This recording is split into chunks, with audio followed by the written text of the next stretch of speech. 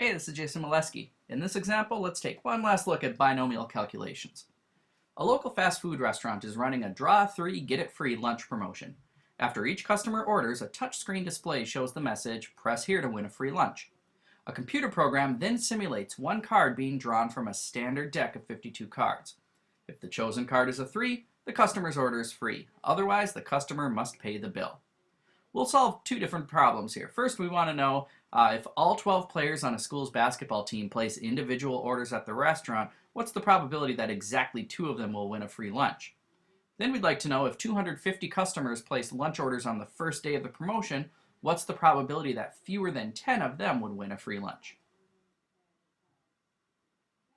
For the first step in this, let's state the distribution and the values of interest. If we let x equal the number of players who win a free lunch, then we note there are 12 independent trials of the chance process, each with a success probability of 4 out of 52, because there are 4 3s in a standard deck of cards. So x has a binomial distribution where n is 12 and p equals 4 out of 52.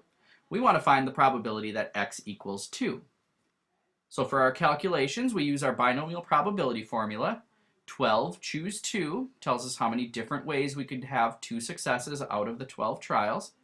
4 out of 52 to the second power is our probability for the successes, and 48 out of 52 to the 10th power because we would have 10 failures in this case, for a total probability of 0.1754.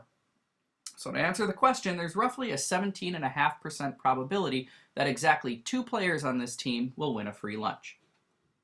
For part B, when we look at the distribution, we note that y equals the number of customers who will win a free lunch. But here there are 250 independent trials of the chance process, each with a success probability 4 out of 52. Now y, again, has a binomial distribution. We note that n equals 250 and p equals 4 out of 52, and we want to find the probability y is less than 10. Now to perform our calculations, the values of y that interest us are those that are less than 10, so 0 through 9. But in reality, y could take on any value all the way up to 250. Now to use the binomial formula, we'd have to add up the probabilities for y equals 0, y equals 1, and so on, all the way up to y equals 9. And that's a lot of work. Instead, let's go ahead and use technology. If we're using our TI calculator, we can find the probability y is less than or equal to 9, which is the same as the probability that y is less than 10, by using our binom CDF formula.